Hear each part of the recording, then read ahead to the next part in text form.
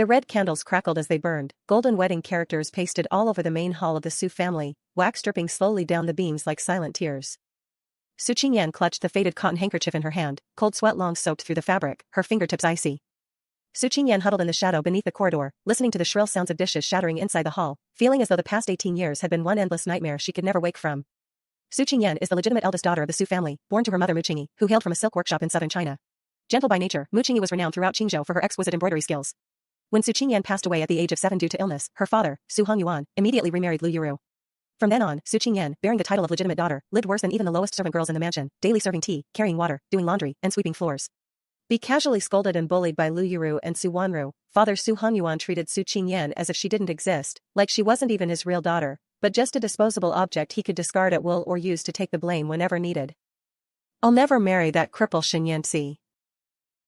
Su Wanru's sharp cries pierced through the doors and windows, making ears ache. Why should I be the one left waiting as a widow? Everyone says his legs rotting away, barely able to walk, a living hell for the rest of his life. Lu Yuru immediately hugged her daughter, soothing her with a soft, gentle voice, yet her eyes betrayed sharp calculation. Hey, don't cry. How could I possibly bear to let you suffer like that? So what if Shenyansi used to be a war god? I'm nothing but a useless person now. My precious daughter must never be mistreated. Su Hongyuan paced back and forth in the hall, hands clasped behind his back, his face dark and gloomy, as if it could drip with anger. I was personally bestowed by the late emperor as a dowry for the Shen family, and I entered the mansion 8 men carried me in a grand sedan chair long ago. If we call off the wedding now, how can our Su family possibly stand firm in Qingzhou? What's a pretty face worth, really? Su Wanru suddenly looked up.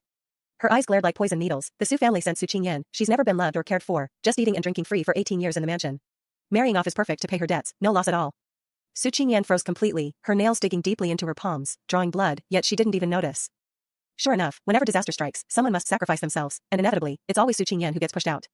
Lu Yuru instantly went along with the words, her lips curling into a cold smile.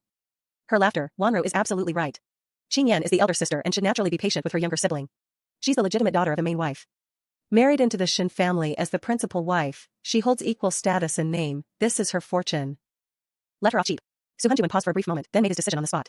Coldly calling out, Mistress Zhang, bring Su Qingyan in. Sir. Grandma Zhang hurriedly rushed to the corridor, grabbing Su Qingyan's arm tightly, her fingers digging into the flesh. Full of disdain, Master wants you to marry General Shen? That's a fortune you've earned over 8 lifetimes. Don't be so ungrateful. Su Qingyan stumbled forward, dragged by him into the main hall, her feet throbbing from the shards of broken porcelain scattered across the floor. Su Wanru wiped her tears with a triumphant smirk, while Lu Yuru gently stroked her back, tender and caring. Su Hongyuan stood with his back to the window, radiating an ominous aura. No one asked Su Qingyan if she wanted to go through with it. You'll marry for the Shen family, stand in for Wanru. Su Hongyuan's tone left no room for negotiation, like he was ordering a dog around. Dad. I'm not marrying. Su Qingyan lifted her head, her voice trembling, yet carrying an unyielding stubbornness. The first time in 18 years she refused to bow down. Snap. A sharp slap cracked across Su Qingyan's face, her cheek instantly numb, a searing pain exploding behind her ears, ringing loudly. You've got it backwards. Su Hongyuan glared fiercely.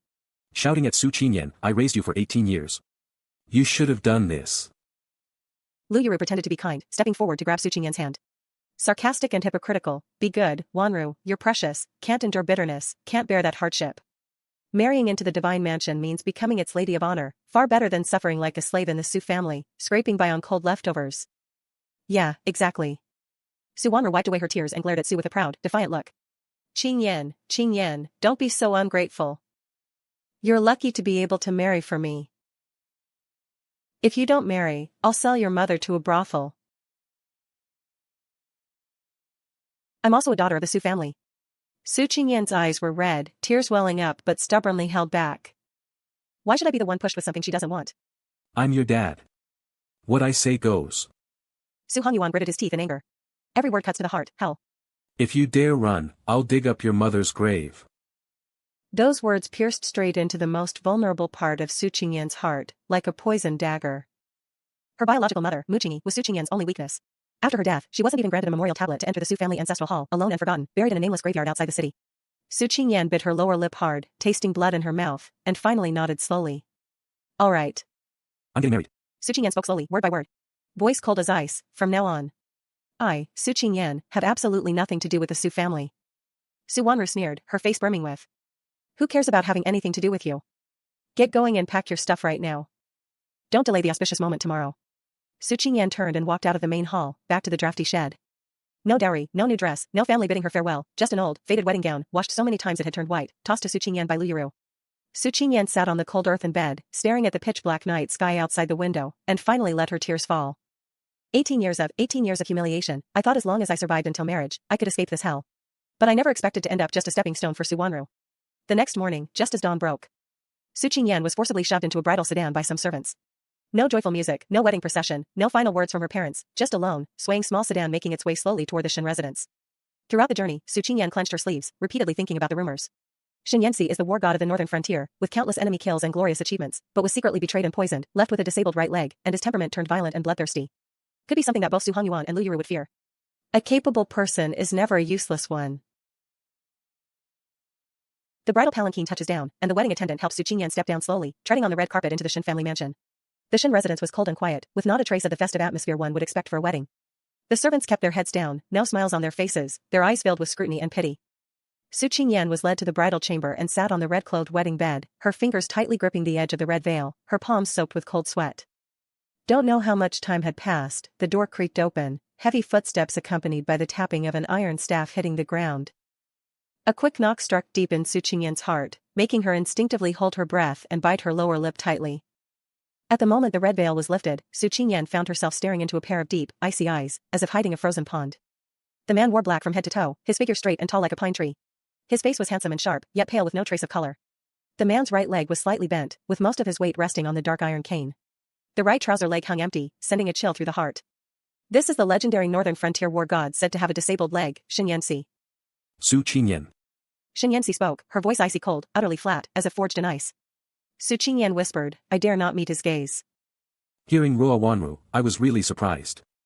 Shin Yanxi's gaze was sharp as a blade, as if she had already seen through everything. Su Qingyan suddenly looked up, startled so much her whole body trembled. Shin Yanxi actually knew all along that Su Qingyan was a replacement bride, and she was fully aware of the Su family's sly schemes and dirty tricks. What a clever little plan. Dumping an unpopular, legitimate daughter on me, thinking I'd be fooled. Shin Yanxi's tone carried a hint of sarcasm. I'm sorry, I didn't mean to. Su Qingyan hastily apologized. My voice trembled. You don't have to apologize, you're a victim too. Shin Yanxi's gaze fell on the fading red mark on Su Qingyan's face, and her eyes flickered slightly. Mind if I mention my leg? Tomorrow, the Shin family won't take advantage of anyone. Your dowry, every bit of it, will be returned intact. Divorced, returned to the Su family that once drained Su Qingyan dry, and continue being treated as a servant by Lu Yuru and Su Wanru, trampled upon at will. No, Su Qingyan would rather die than go back. Su Qingyan looked up, her eyes firmly fixed on him. Every word, clearly, I don't mind your limp leg, so don't you mind me being a replacement, okay?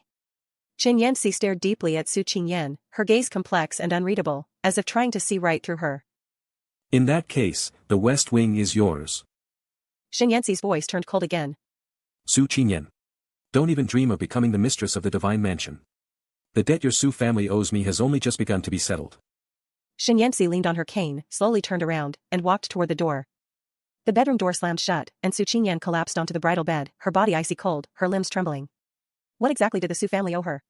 Su Qingyan spent her wedding night alone under a solitary lamp. In the days that followed, Shin Yanxi truly ignored Su Qingyan completely. Shin Yanxi lived in the main courtyard study, while Su Qingyan stayed in the west wing room. Though sharing the same mansion, they were as distant as strangers. We've eaten together so few times it's hard to count.